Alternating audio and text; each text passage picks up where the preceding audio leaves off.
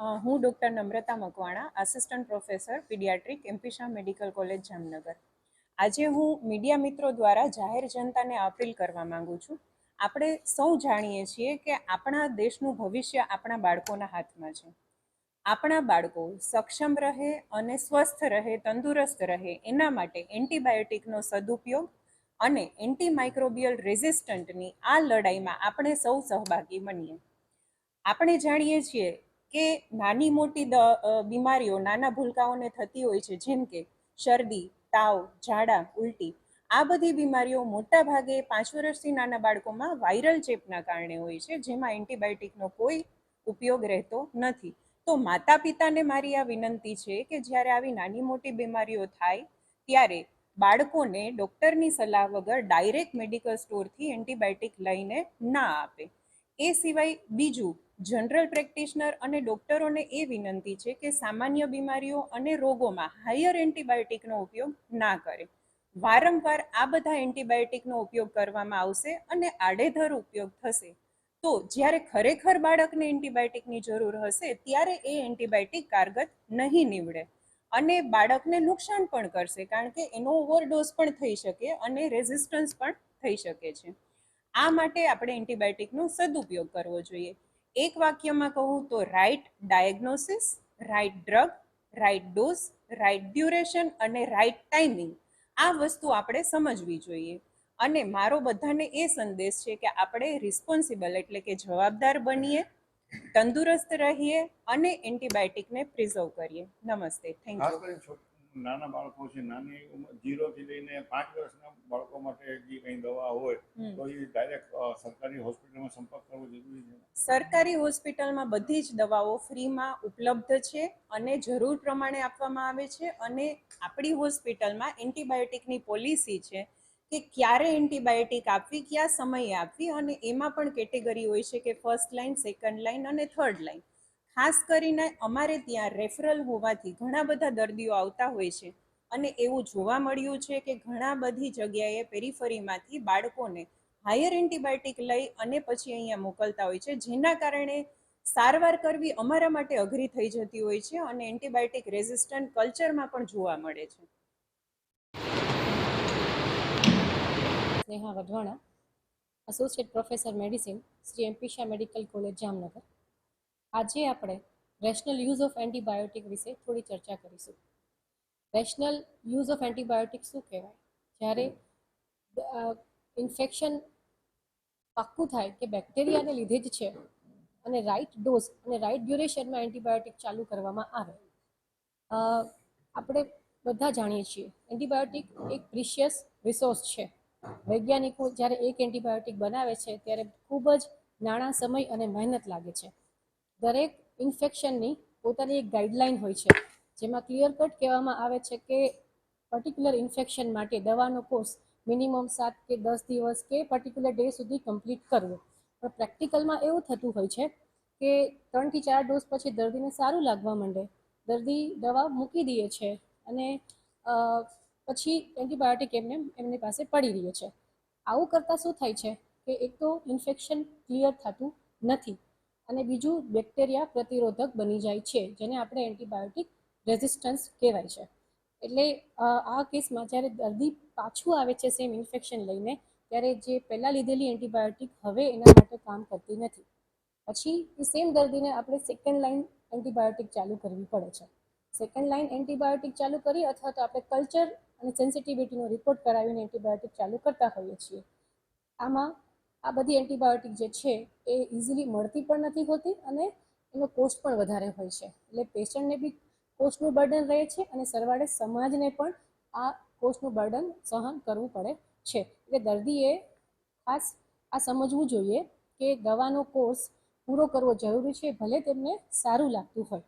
અને દવા ક્યારેય શેર ના કરવી, એન્ટીબાયોટિક શેર ના કરવી કે અત્યારે સારું થઈ ગયું રાખી રાખું છું અને ઘરમાં એક જ એન્ટીબાયોટિક બધા ખાતા હોય, એવી વસ્તુ ના કરવી જોઈએ. લેફ્ટ ઓવર એન્ટીબાયોટિક પણ ક્યારેય યુઝ ના કરવી જોઈએ. બીજું, prevention is always better than cure. Hand hygiene, then vegetables અને ફ્રૂટ્સ વ્યવસ્થિત ધોઈને ખાવા જોઈએ અને વોટરનું પ્રોપર પ્યોરિફિકેશન કરીને જ પાણી પીવું જોઈએ, સરાઉન્ડિંગ ક્લીન રાખવું જોઈએ.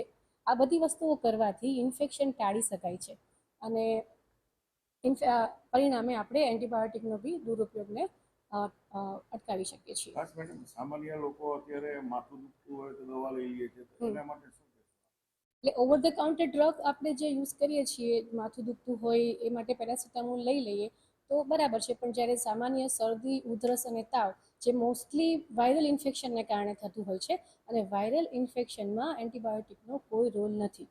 એટલે સામાન્ય 1 કે 2 દિવસના તાવમાં ક્યારેય એન્ટીબાયોટિક ન લેવી જોઈએ અને મેડિકલમાંથી એન્ટીબાયોટિકનો ડાયરેક્ટ ડૉક્ટરના પ્રિસ્ક્રિપ્શન વગર તો દવા ન જ લેવી જોઈએ. Thank you.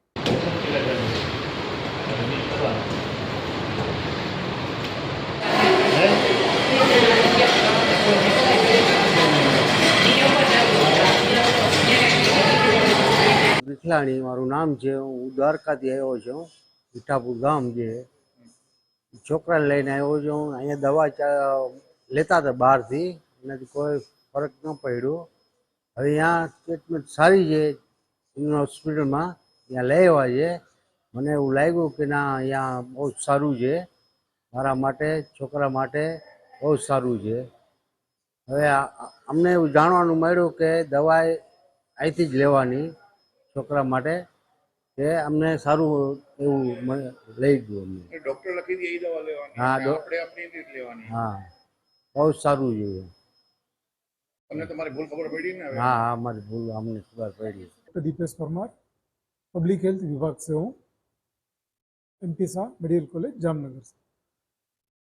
Anti microbial resistance जो ये वीक का पूरा एक्टिविटी सब चल रही है, उसमें मैं जाहिर जनता को ये अपील करना चाह रहा हूँ कि अपना सहयोग दे।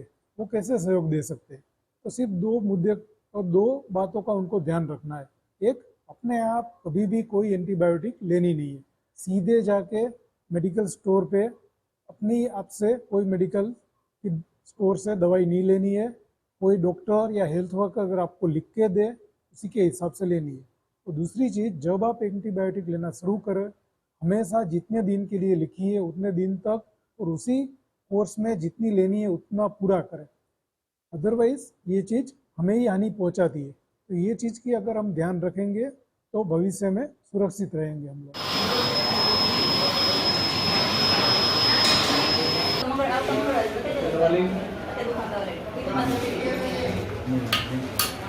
નમસ્તે, હું doctor Jatin Naku, assistant professor microbiology department, Shri એમપીસા મેડિકલ કોલેજ જામનગર. આ વીક આપણે AMR વીક એટલે એન્ટી માઇક્રોબિયલ રેઝિસ્ટન્ટ વીક તરીકે ઓળખીએ છીએ. તો 2 જ વાક્ય કહીશ. શું આની જરૂર છે? તો કે હા, જરૂર તો છે. એક વસ્તુ સમજવા જેવી, આ ભવિષ્યની ચિંતા નથી, આ વર્તમાનની સમસ્યા છે. મોટાભાગના ચેપ વિરોધી દવાઓ હાલ કામ નથી કરતી.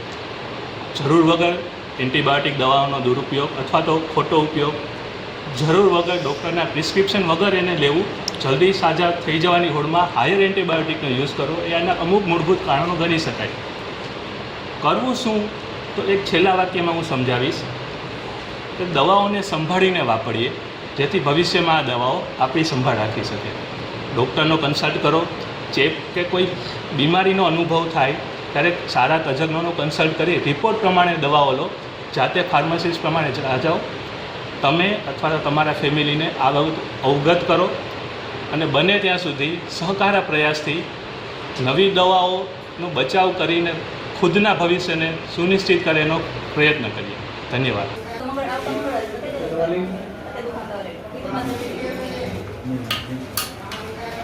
હું doctor Pramod Kumar Ramdas Saxena, RMO GG hospital Jamnagar, આજે એન્ટી માઇક્રોबियल વિષય બાબતમાં આપણા પરિસંવાદ માટે અમારા સાથી મિત્રો સાથે ત્યાં એકઠા થયા છે. આમાં મેડિસિન ડિપાર્ટમેન્ટથી ડૉક્ટર વડમાના મેડમ છે અને PSM ડિપાર્ટમેન્ટથી ડૉક્ટર દીપેશ પરમાર છે અને પીડિયાટ્રિક ડિપાર્ટમેન્ટથી ડૉક્ટર નમ્રતાબેન છે અને માઇક્રોબાયોલોજી ડિપાર્ટમેન્ટથી ડૉક્ટર જતીન નકુમ સાહેબ ત્યાં પરિસંવાદ માટે આપણી સાથે સમજ છે. અને મીડિયાને અમે જે સરકાર તરફથી બર્ડ AMR વીક અવેરનેસ તારીખ 18 થી 24 નવેમ્બર 2025 યોજવાનું નક્કી થયેલું છે, તો તે અન્વયે આમ જનતાને અમારી એમપીસા કોલેજ, મેડિકલ કોલેજ તેમજ જીજી હોસ્પિટલ જામનગરથી એટલી સૂચના છે કે જો લોકોમાં આ જાગૃતતા આવે કે પોતાની સેલ્ફ મેડિકેશનનો અવોઇડ કરવું જોઈએ, પ્રોપર ડૉક્ટરથી પ્રોપર